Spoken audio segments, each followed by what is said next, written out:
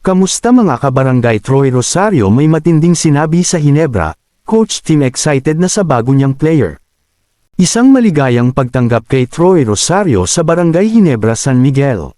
Hindi lamang basta pagtanggap, kundi isang pagdiriwang na karapat-dapat sa isang batikang manlalaro na tulad niya.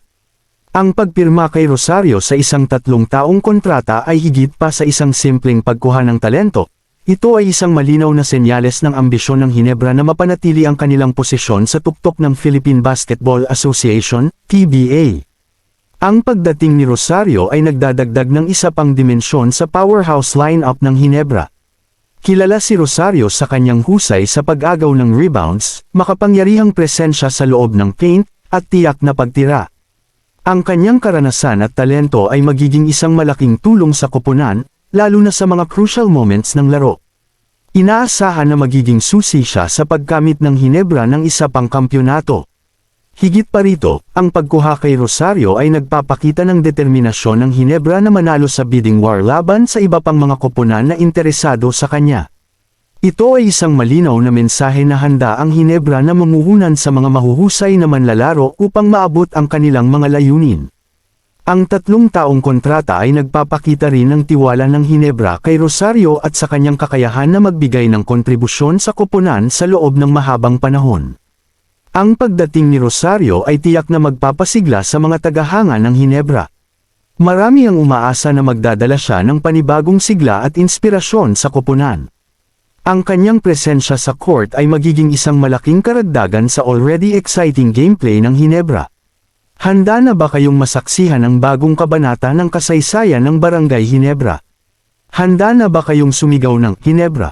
Kasama si Troy Rosario, mas lalong nag-alab ang sigasig sa kampo ng Barangay Hinebra sa pagpapahayag ni Coach Tim Cone na siya ay ecstatic o lubos na tuwang-tuwa sa pagsali ni Troy Rosario sa koponan.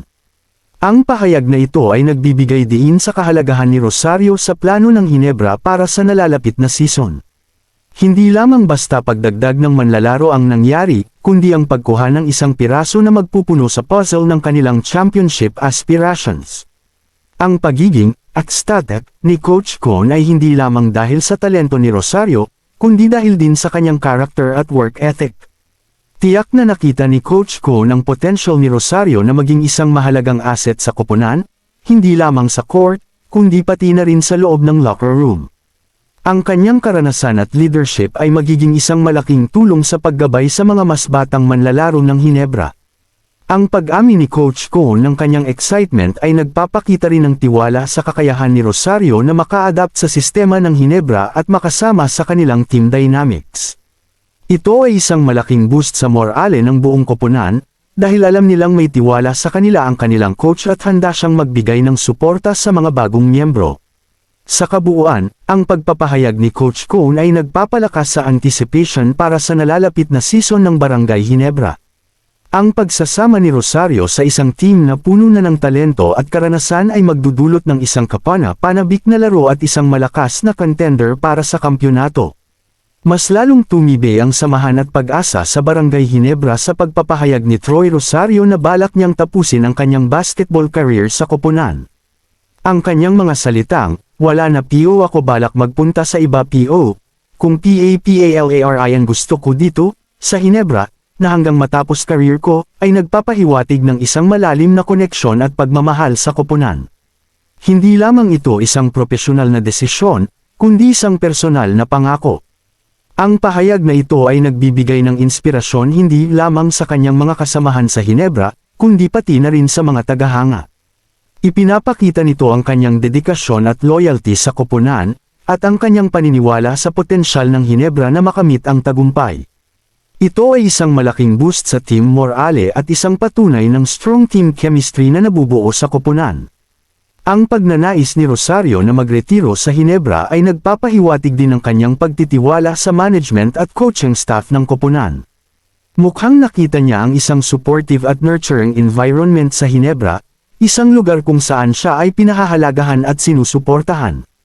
Ito ay isang malaking karangalan para sa Hinebra, na makuha ang loyalty at commitment ng isang mahuhusay na manlalaro tulad ni Rosario. Ang kanyang desisyon ay nagbubukas din ng pinto para sa isang mahaba at matagumpay na partnership sa pagitan ni Rosario at ng Hinebra.